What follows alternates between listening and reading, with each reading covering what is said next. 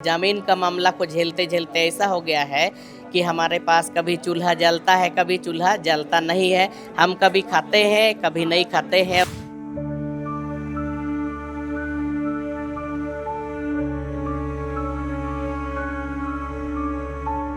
हेमंत सरकार अब तक कुछ नहीं करते हैं सर, न तो दृष्टिहीन से मिलते हैं, ना वो न्याय हम का लोग कई बार काम उनसे करते मिलने का कोशिश भी की है, लेकिन बोलते हैं कि उनके पास टाइम नहीं है। हैं। घर भी हमारे पास नहीं है, टूटा फूटा घर में रहते हैं। केस भी लड़े हैं तो उसकी मांग मांग के आज तक केस लड़े ही है। सोचिए कि इस बच्ची को जमीन के चलते ना तो इनका पढ़ाई सही से हो रहा है, ना तो कुछ कर पा रहे हैं। मुख्यमंत्री आवास करीबन इतना गए हैं सर कि हम लोग गिन नहीं सकते हैं, लेकिन इस साल में 10-15 बार गए हैं। आप अपने स्क्रीन पर हमारे साथ दो नेत्रहीन, दो दृष्टिहीन लोगों को आप अपने स्क्रीन पर देख पा रहे हैं। इनका नाम है संदीप मुंडा और इनका नाम है भगवानी उरांव।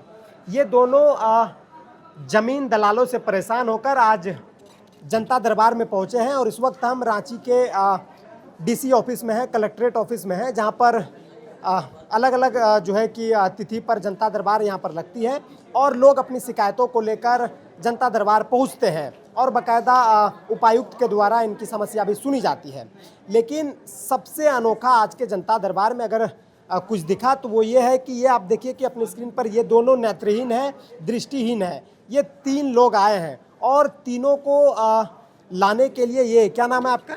नीलिमा मुंडा। ये लोग रांची से लगभग 20 से 25 किलोमीटर दूर अनगढ़ा से डीसी कार्यालय पहुंचे हैं जमीन की समस्या को लेकर।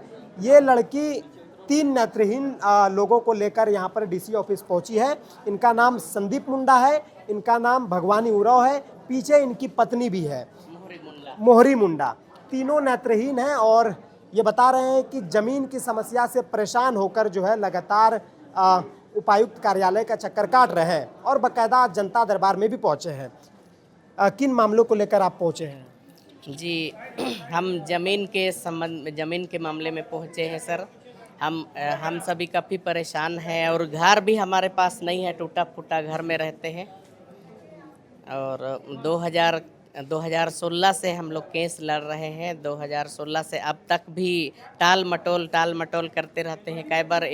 कई बार डीसीलर साहब के यहाँ डिग्री होने के बाद फिर एसी ऑफिस में कई बार टाल मटोल किया गया। फिर हाई कोर्ट भेजते, अपील करते हैं लोग, फिर हाई कोर्ट से रिमांड करते हैं एसी ऑफिस में, फिर टाल मटोल करके फिर बीचा बीच यानी अगला बीचा बीच कर देते हैं, यानी कि ना तो इसका ना उसका। इस तरह से हमको परेशान कर रहे हैं लोग, हम सबों को। संदीप जी, आप कहाँ के रहने वाले हैं? जी, हम अनगढ़ा महेशपुर के रहने वाले हैं सर। जी, रांची मुख्यालय से अनगढ़ा की दूरी लगभग 20 से 30 किलोमीटर है। तो 30 किलोमीटर से आप यहाँ कैसे पहुँचे? एक तो आप देख नहीं पाते हैं, नेत्रहीन है, दृष्टिहीन है, उनके बावजूद आप 30 किलोमीटर सफ़र कैसे तय किए? कितनी परेशानी हुई डीसी कार्यालय आने में? जी, काफ़ी परेशानी हुई सर, क्योंकि हमारे पास कभी चूल्हा, यही ज़मीन का मामला ऐसा हो गया है, ज़मीन का मामला को झेलते झेलते ऐसा हो गया है कि हमारे पास कभी चूल्हा जलता है, कभी चूल्हा जलता नहीं है। हम कभी खाते हैं, कभी नहीं खाते हैं और चक्कर लगा रहे हैं सर। माने कि संदीप मुंडा जब से जमीन लड़ रहे हैं तब से विवाद यही है कि सिर्फ पेंशन के सहारे रहे, और केस भी लड़े हैं तो उसकी मांग मांग के आज तक केस लड़े ही है।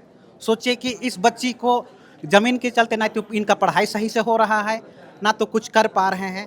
तो अब मान लिया जाए कि कभी खा पाते हैं तो कभी नहीं खा पाते हैं, लेकिन हर एक जगह आज से सीएम तक हम लोग गए हैं, लेकिन हम लोग का आज तक न्याय नहीं हुआ है सर। ये भगवानी उरांव हैं, जो संदीप मुंडा के दोस्त हैं। आप देखिए कि दोस्ती की मिसाल यहाँ से तय की जाती है। दोनों साथ में स्कूल में बचपन से पढ़ाई करते करते जवान हुए, बड़े हुए, और जब संदीप मुंडा को परेशानी हुई, जब संदीप मुंडा को जमीन दलाल परेशान करने लगे, तो दोस्ती का मिसाल देखिए कि किस तरीके से संदीप मुंडा और उनके साथ में आप भगवानी उरांव को देख पा रहे हैं, जबकि दोनों दृष्टिहीन हैं, दोनों नेत्रहीन हैं। अपने दोनों में से किसी आंखों से दृश्य को नहीं देख सकते हैं, चीज़ों को नहीं देख सकते हैं। नेत्रहीन होने के बावजूद आप देखिए कि दोनों दोस्त एक साथ डीसी कार्यालय जनता दरबार पहुंचे हैं अपनी समस्याओं को लेकर। संदीप उरांव जो हमारे साथ थे, इन्होंने हमें बताया कि पिछले कई साल से लगातार इस मामले को लेकर अलग अलग कार्यालयों में चक्कर काट रहे हैं। और भगवानी उरांव ने हमें बताया कि मुख्यमंत्री कार्यालय तक का भी दरवाजा हमने खटखटाया। हाँ 10 या 15 बार गए होंगे। 10 या 15 बार गए हैं, उनके बाद भी इनके समस्याओं का समाधान नहीं हो पाया है।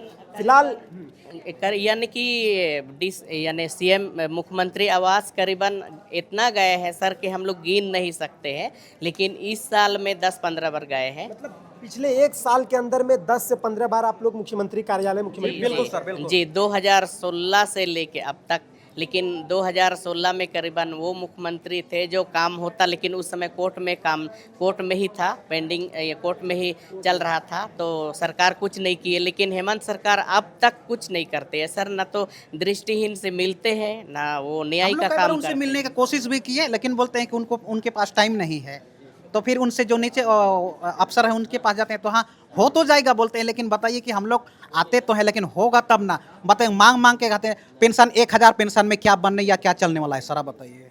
आप समझिए कि 2016 से संदीप मुंडा जो है एक जमीन के मामले को लेकर लगातार अलग अलग अधिकारी के पास जाकर दरवाजा खटखटा रहे हैं। और बकायदा संदीप मुंडा बताते हैं कि पिछले एक साल के अंदर में 10 से 15 बार मुख्यमंत्री कार्यालयों का, मुख्यमंत्री आवास का दरवाजा इन्होंने खटखटाया है, लेकिन वहां भी इनके समस्याओं का समाधान नहीं हो पाया, समाधान संभव नहीं हो पाया। और संदीप मुंडा ने हमें बताया बातचीत के दौरान, आपने सुना भी, कि किस तरीके से इनको कहा गया कि समय नहीं है, और ये जब निचले अधिकारी के पास जाते हैं तो अधिकारी से इनकी मुलाकात नहीं होती है। और बाकायदा कुछ अधिकारियों से मुलाकात हो भी जाए तो संदीप मुंडा को आश्वासन देते हैं कि आपका काम हो जाएगा। और बीते 10 वर्ष हो गए, अभी साल 2026 चल रहे हैं, और 2016 से ये अपनी ज़मीन की समस्याओं को लेकर दर दर भटक रहे हैं। आप दोस्ती की मिसाल ये इस तरीके से समझ सकते हैं कि दोनों नेत्रहीन हैं, इनकी पत्नी भी नेत्रहीन है, और एक 15 से 16 वर्षीय लड़की जो है, ये लड़की कौन है आपकी? जी मेरी बेटी है। आप समझिए कि संदीप मुंडा की बेटी जो है अपनी मम्मी को लेकर, अपने पिता को लेकर जो है आज जनता दरबार में पहुंची है, डीसी कार्यालय पहुंची अपनी समस्याओं को लेकर। और पिछले 10 साल से जो है कि दर दर का ठोकर खा रहे हैं, और आज जो है मजबूर होकर डीसी कार्यालय यानी जनता दरबार में ये तीनों नेत्रहीन, दृष्टिहीन पहुंचे हैं।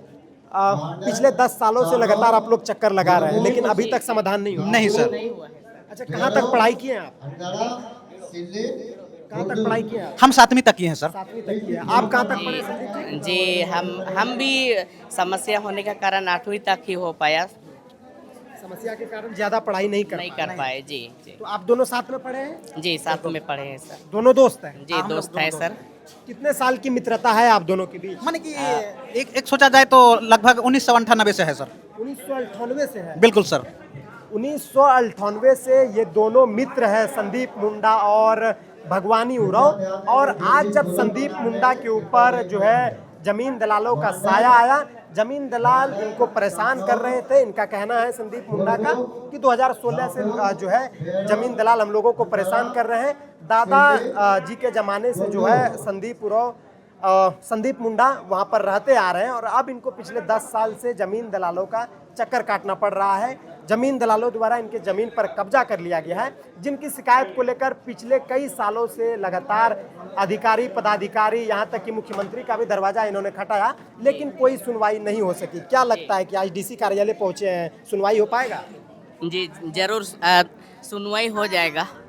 होना तो चाहिए, इसलिए होना चाहिए सर कि सबसे पहले तो जो भी अधिकारी है उसको गहराई से देखना चाहिए कि ये लोग हैं कौन और कैसे लोग आए हैं। आखिरकार अब आप देख सकते हैं बिल्कुल कि देखने वाला का सुनवाई सरकार जल्दी कर रही है, लेकिन जो दुर्बल है, जो लाचार है, उन लोग का सुनवाई गवर्नमेंट नहीं कर रही है सर। क्या नाम हुआ आपका? नीलिमा। आप अपने माता पिता को लेकर आई है डीसी ऑफिस, कितना टाइम लग गया? बहुत टाइम लग गया ना। माता पिता मतलब बचपन से ही है अंधे? मम्मी नहीं है, बाद में हो जाए। मम्मी मतलब बाद में हो गई ना। बचपन से पापा बचपन से है। मम्मी को मतलब जब एज हो गया तो नहीं देख पाने लगी? नहीं, बहुत पहले से, यानी करीबन 6 साल से वैसा हुआ है। जी 6 साल की उम्र से। झारखंड के लिए यह दुर्भाग्य की बात है, और दुर्भाग्य की बात हम आपको इसलिए कह रहे हैं कि 3 लोग आए हैं और उनकी बेटी तीनों को लेकर जो है हाथ पकड़ कर लेकर जो है डीसी कार्यालय तक पहुंचे हैं। हाथ पकड़ के इनकी बेटी जो है इन तीनों को यहाँ पर डीसी कार्यालय लाए हैं ताकि ज़मीन की जो समस्याएं हैं उनका समाधान हो सके, उनका निष्पादन हो सके। लेकिन दुर्भाग्य की बात यह है कि तीनों दृष्टिहीन है, तीनों नेत्रहीन है, दोनों में से किसी आंखों से नहीं देख सकते हैं। आप कहें तो आंख से 100% दिव्यांग होने के बावजूद भी इनकी कहीं नहीं सुनी जा रही है। तो ये झारखंड के लिए दुर्भाग्य की बात है, खास करके सिस्टम के लिए दुर्भाग्य की बात है।